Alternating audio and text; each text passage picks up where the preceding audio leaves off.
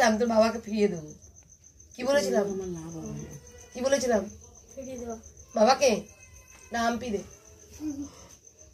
এখানে। পেয়েছিস বাবা? পেয়েছিস তো? খুশি? মন দিয়ে পড়াশোনা করবে, বড় হয়ে কি হবে দেখা যাক। ঠিক আছে, ঠিক আছে, অনেক আশীর্বাদ রইল তোমাদের, ঠিক আছে। আজকে আপনার কাছে ভিকটিমের অভিযোগ কি ছিল আর আপনি কি ডিসিশন তাদের মানে তারা নিল এবং সেটা যদি জানান সবকিছু। উনি গতকাল মঙ্গলবার 29 তারিখ আমার অফিসে যান সন্তানকে নিয়ে, বাবাকে নিয়ে আর তার বৌদিকে নিয়ে। খুব অসহায় বিধ্বস্ত অবস্থায় উনি ওখানে পৌঁছান।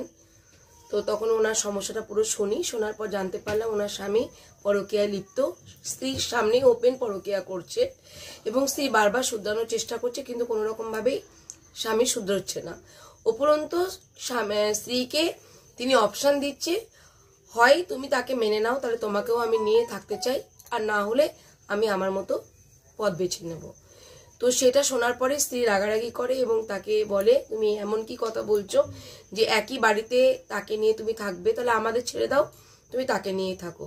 তো যথারীতি তিনি রাগ করে বাপের বাড়ি চলে যান। বাপের বাড়ি থেকে বাবা এবং বৌদির সাথে আমার ওখানে পৌঁছান সন্তানকে নিয়ে। সেখানে পৌঁছে উনি জানান যে আমি সংসারটা করতে চাই, আমার শাশুড়ি মা লোকের বাড়ি কাজ করে, আমার স্বামী কুড়ে লোকের বাড়ি কাজ করে আজকে আমার বাচ্চার পড়াশোনার খরচা চালাচ্ছে। আমার শ্বশুরবাড়ির প্রতি কোনো অভিযোগ নেই, আমার স্বামী কুড়ে হোক তাতে আমি সংসার করতে পারবো, আমার স্বামীর কম রোজগার নিয়ে আমার সংসার ভাঙবে না, আমার স্বামী পরকীয়াটা কেন করলো, এই প্রশ্নের জবাবটা ওকে দিতে হবে।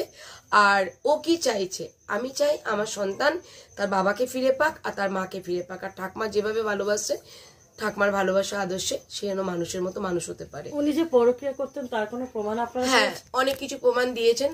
প্রথমত, দ্বিতীয় কথা হলো কি, আমি ওখানে ফোন করাই অফিসে হাজবেন্ডকে, এবং আমি যেহেতু ওনার কথাতে বিশ্বাস করি না, কিছু প্রুফ দেখার আগেই ফোনটা করিয়েছিলাম। ফোনে আমি প্রমাণ পেয়েছিলাম যে উনি বলছেন, হ্যাঁ আমি করেছি, আমি ভুল করেছি, আমি করব না, তুমি ফিরে এসো। আর যে সংসারের একদম তার সংসারের প্রতি মানে স্ত্রী, সন্তান বা মা, তিনজনের প্রতি তার যে দায়বদ্ধতা একটা ছেলের বা স্বামীর বা একটা পুরুষের, সেটা তিনি কখনোই পালন করেন না। তো সেটা নিয়েও তিনি জানান যে আমি 8,000 টাকা পার মান্থ দেবো, ঠিক আছে, এই কথাটাও বলেন। তো এই মতো পরিস্থিতিতে আমি এসেছিলাম এখানে যাতে সংসারটা জোড়া লাগানো যায়। সন্তানটার মুখের দিকে থেকে ক্লাস 7-এ সন্তানটা পড়ে এবং সন্তানটাও খুব ভীষণভাবে রেগে গিয়ে প্রতিবাদ করছিল যে বাবা এই কাজটা কেন করলো, আর সেও চাইছে যে আমার বাবা শুধরে আমার বাবা যেন আমার কাছে ফিরে আসে। তো সেই কারণেই আজকে আমাদের সকল সহযোদ্ধাদের